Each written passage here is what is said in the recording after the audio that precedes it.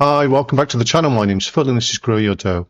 You're watching one of the videos from the Quality Momentum Blueprint series, which is designed for active investors who want to target high quality, high momentum stocks. Today's a big day. I've been wrestling with the best way to do this for quite some time. Those who've been following me for quite a while know that what I'm trying to teach you is process and not be a stock tipper. But I also want to give transparency so you can test the efficacy, the effectiveness of the approaches I'm using. So I've made the decision to make a public portfolio with virtual funds, which includes the stocks that I'm selecting from the QM Blueprint approach. So over time, you get to see the history of my buys and sells, so you can test whether this strategy really works. My goal is not to be a tipster, but my goal is to teach you process. Some people out there make videos where they give you fish, they give you the tips. Some people out there teach you a strategy, which is like giving you a fishing rod. What I'm trying to do is show you how I build my fishing rod so that you can learn and build your own that works for you. I don't want to give away stock tips. I want you to learn how to do this for yourself. I also want to say I know many of you are UK subscribers, and many of you have a UK subscription to Stockopedia, and you know that my Quality Momentum Blueprint isn't generating a lot of British or European stocks at the moment. So I want to address that and why I don't bend or flex those rules. And I'll explain more of that in the video. But I'm also aware that you want to make the most out of your Stockopedia subscription for your region. So that's why I'm looking to see if there's something else I can offer you which might tickle your taste buds. So today I'm going to show you the public portfolio. I'm going to explain why I refuse to soften the Quality Momentum Blueprint rules to make European or UK stocks pass the test. And I'll start to introduce a new companion strategy, the Value and Momentum Blueprint. And I think this will generate candidates for not just UK subscribers, but European subscribers and subscribers around different regions. I'll build a subsequent playlist called the VM Blueprint playlist, which will look at which regions work best for that. But today I just want to lay the territory for where we're going. So let's get into it.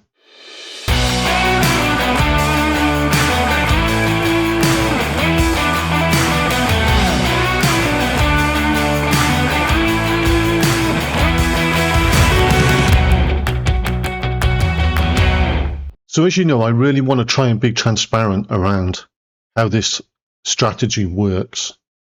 And in November last year, I set up a virtual portfolio on a website called TipRanks that I thought was going to help me present to you over time an example of the efficacy of this approach.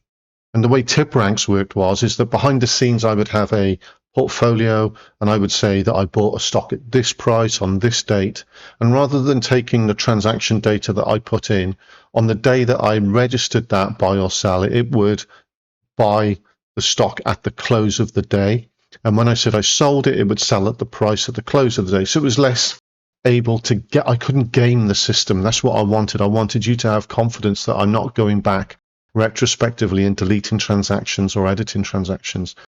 But what I found from TipRanks is that I'm not happy with what it's describing. It's saying here I'm up 23% on this portfolio, and that's not accurate. It's overestimating. So I'm moving away from TipRanks. Unfortunately, I spent some money on a subscription to that, which is going to be wasted now, but there you go. So I like the idea. I don't like the implementation. So I've started exploring something else, which is Snowball Analytics. What's the disadvantage of this? The disadvantage for me is that I can go back and edit transactions after the fact. I could, if I was feeling sneaky and malicious, manipulate it to make it look better than it is. But I hope you've come to know me by now and see that I'm trying to be transparent and I'm not trying to hide anything, and that actually I'll present the performance through this medium, and you'll have to trust me that I'm not gaming the system, I guess. You know, I can't guarantee that I'm going to video every transaction that I make, and I'm not going to guarantee that I'll be running the screen every day looking for candidates that I will put into this portfolio. What I tend to do personally with my own investments is when I need to sell a stock or when I have some cash available, I run the screen and I see who's there and see if it's a viable candidate, and if it is, I buy it for myself, and then I buy it into these portfolios too to give you a view. So it could be that you're going to pick up trades that I don't because you're looking at the screen at different times. I might miss some trades, you know, but it is what it is. You know, we're being realistic. I'm actually accessing this public profile of this in an incognito window. So when you hit the link, this is what you'll see. I started off with a notional portfolio value of £1 million. The principle was each position would be 3.3%, 30 stocks effectively. And I have been buying stocks in this portfolio, in the TipRanks portfolio. I've transferred them over to here since the 14th of November last year. I'm not going to include any transaction costs in here because your transaction costs will be different depending on your platform. I'm not going to include any FX fees in here because the FX fees will be different depending on your platform too. But I'm also not going to include any dividends. It could be that we go back and look at what the costs might be for you if you were to implement it with particular broker styles. But also, it does list here what dividends are going to be paid out, but I'm pretty sure it's not automatically going to add them, and I'm not going to add them. So we should be able to compare what we would have received from dividends over the period of holding, and we can weigh that up against the costs associated with that. So what else have we got here? So let's go back to the stage. At the moment, it's saying I've got a total profit of about $60,000. This is a dollar-based account. I've realized losses of 20,000, and I'm up 80,000 in terms of the stocks I have at the moment. It gives you an internal rate of return, and it talks about what the dividend yield would be. It'll give you a breakdown of the portfolio in terms of, and there's more details around that. As we all buy and sell international stocks, there's currency conversion going on and transactions based around currency conversions. And what I have to do is I have to actually manually add these in to Snowball Analytics, and it'll show, whether I've got US dollars, Indian rupees, pounds sterling. And there's some slight discrepancies here where the figures aren't quite right, but what I'm having to do is convert from US dollars to British pounds and then buy the thing. And then when I sell it, I convert it back into US dollars. You can see all of the holdings that I currently have, and you can include to see the sold stocks too. You can order them by profit. I'm going to set that so we've got 50 transactions per screen. So the biggest loss I've actually realized is 23%. At the moment, my biggest gain is 42% on a miner. Let's have a look at some of the other things. You can look at the diversification. So it's going to give you a complete list of all of the stocks that I own, 17.5% cash at the moment. You can look at the sectors to see where the screen is taking us. At the moment, it's just stocks or cash. You can see what currencies I'm mostly invested in, what regions, and what countries. What else? There's some dividend information, some details about growth. This is growth of the portfolio. This is compared against the S&P 500. I think it took me a while to build up the number of stocks. I'm still not up to 30 stocks being held. And you can see the portfolio performance. The TipRanks portfolio said I was up about 23%, but actually I think I'm up about 6%. That seems to tally with my own records as well. See monthly returns, the holdings, including sold if you want them. What else have we got? We've also got some metrics in terms of time-weighted returns. Time-weighted returns takes into account if you deposit extra funds or withdraw extra funds. So the S&P 500 is down. I'm outperforming the S&P 500 by about 5% at the moment. This is a growth portfolio, so understandably my PE ratio is going to be high.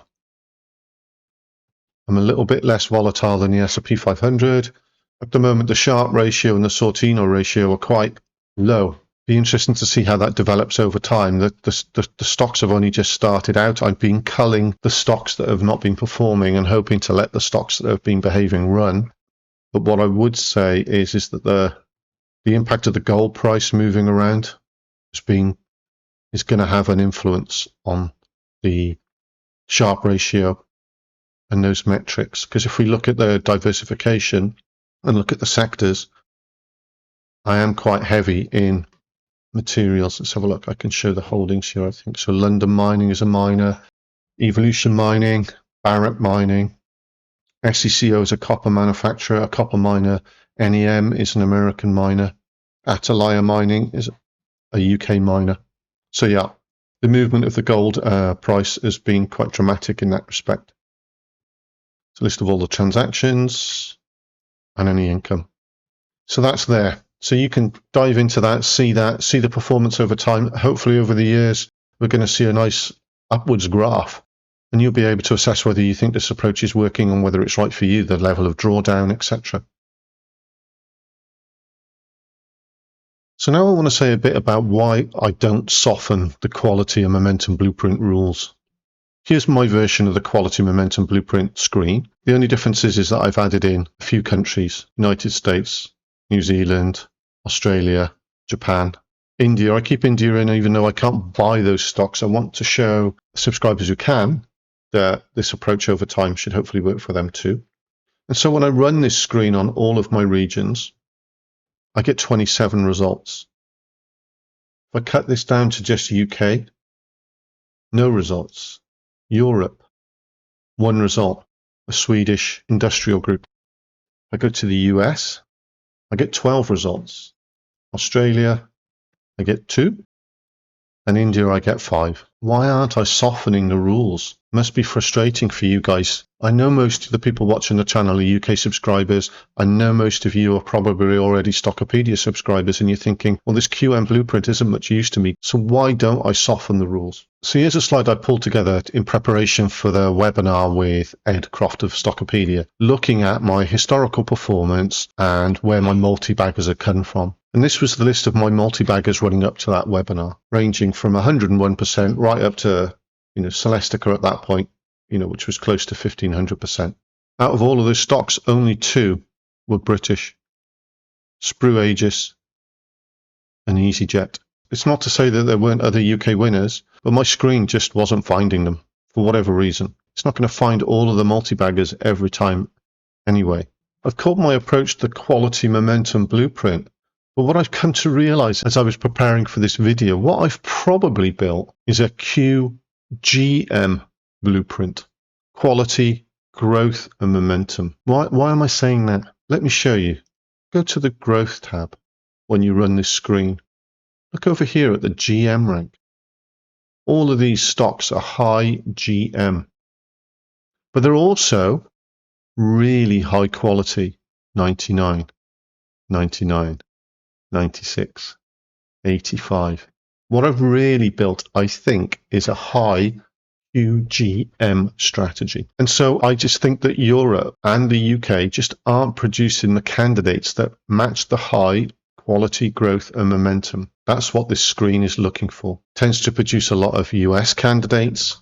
And in the past, as you can see from my winners, it's produced 1, 2, 3, 4, 5, 6 multi-baggers out of 16 from the US. So that's just where the markets are at the moment. Europe and the UK doesn't quite fit into this high quality, high growth, high momentum blueprint. But that doesn't mean I should change this approach. There are still opportunities in other markets. It might mean that we can build another approach that works well with the UK and Europe, and that's what I want to do. How did I work this out? So look, I don't want to sound pompous, but all of the information is here for you in Stockopedia. It's like a gold mine, right? And I'm trying to point you towards it. I'm trying to say this is how I build my approaches. So these screens, the top stock rank screens, and the stock rank performance screen, which you can find on the home page, this is like gold dust. Honestly, it's like gold dust. The difficulty you've got is if you've only got a UK subscription, you can only see the UK data. But let's just focus on that for a sec, right? So here is the top QM rank portfolio just for the UK. And if we were to go for 1 year, selecting the top 25 stocks by QM rank and rebalancing them every quarter, it's made 40% in a year. That's what helped me suddenly realize the penny dropped. I haven't built a QM strategy. I've built a QGM strategy: quality, growth, and momentum, because otherwise I'd be seeing these companies and I'm not. They're not cutting the mustard in terms of the growth parameters that I'm expecting. So that's interesting, because that means I could potentially build another strategy, which is just QM, put the growth out of it, because they've returned 40% over the year. We'll come on to that maybe at a later stage. Notice there's only growth rank. There's no GM. There's no QGM. On this chart,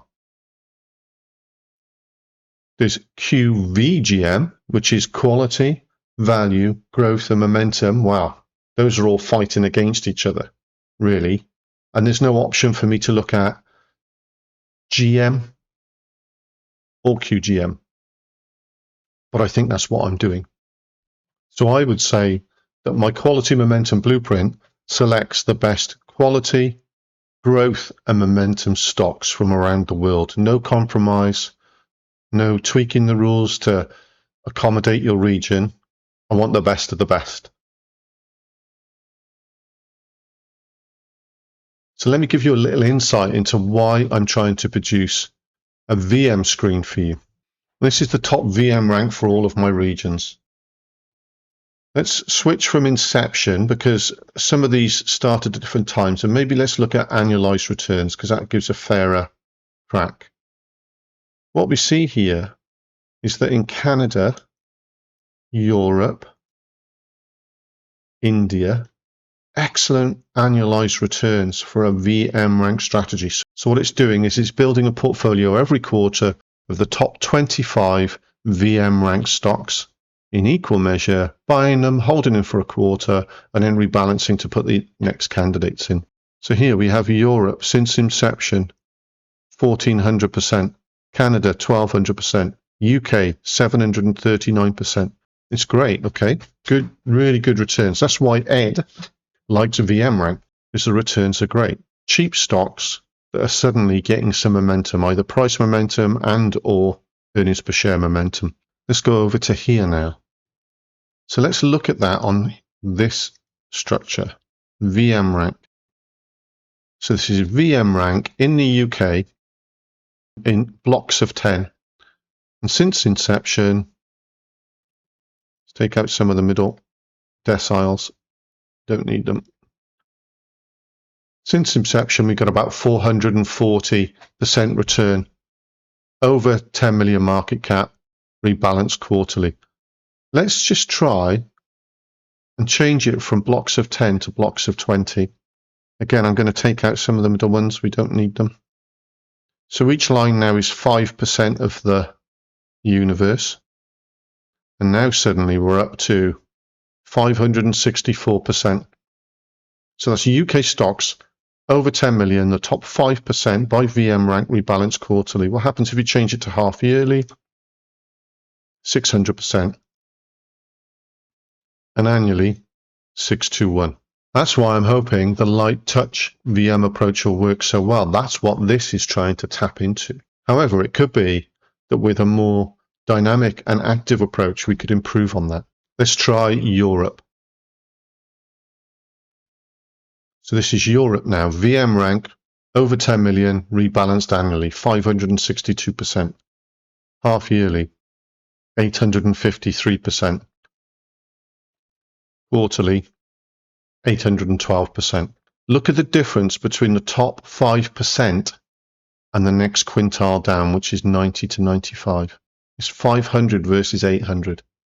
This data is there for you to mine. It's guiding you. But I guess you can't see it unless you've got a European subscription. So Canada was also going to work well here too. Over 10 million, top 5%, quarterly, 400%. Half yearly, 480%. Annually, 292%. So obviously it's not as effective there. So I'm not just picking the value and momentum approach because it generates more candidates for you. I'm picking it because it's got excellent returns and it happens to generate quite a lot of good candidates in the UK, Europe, Canada. And it could be that it could work well in other areas too if some other rules were applied. It's not a watered down version of the QM blueprint. It's a different strategy. It's looking for different return drivers. Where the QM blueprint looks worldwide for the best growth stocks with quality and momentum, this new value and momentum screen will look for cheap stocks that are exhibiting some momentum. And it should generate a stream of UK, European, Canadian, and other regions candidates, but it just doesn't necessarily work as well in other areas as it does in the UK, Europe, and Canada. So the plan for the future is the one portfolio is public and available, and we should build a history over that. What I want to try and do is, as I introduce new approaches, is build portfolios for them too, so you can see the performance over time. So you get confidence. Not for you to copy, but for you to say this seems sensible. Because when I trade my own personal stuff, it could be a while before I update the public portfolio, and it could be a while before I record a video. So you're always going to be a bit behind me as I do stuff. I'm not doing this to give you tips. I'm doing this to show you my approach, for better, for worse, what you could learn from my approach. And maybe there's oversights or mistakes, or the community will come back and say, Phil, you've not thought about this, which is great. Helps all of us. If you are the type of investor who reads analysts or experts' advice on a stock, that's fine. But if you're going to try and use this approach, I'd really encourage you just to use the rules that you've defined. It doesn't even have to be my rules. Try not to get sucked into the external noise and opinions of what people think is going to happen. And just for these stocks, try to follow this rule. Even if it's in a virtual portfolio, see what it's like. Could you cope with the stress, the heartache, the drawdown, the uncertainty? Maybe you can't. Maybe these approaches aren't for you. But try not to pollute the two. I'm trying to help you become independent of other people for decision making. So remember, I'm not giving you fish. I'm not teaching you how to fish. I'm showing you the way I built my fishing rod. Tools like Snowball Analytics help me to keep the whole process transparent, but they do come at a cost. If you want to support the blueprint approach and keep these public portfolios running, there's a Ko-fi link below. Thanks to all those who've donated so far. It really means the world to me. I'm really grateful. Any comments or questions you have, please just ask. Keep your eyes peeled as I'll build a value and momentum blueprint playlist over the coming weeks and launch that. But that's it for today. Take care. Bye.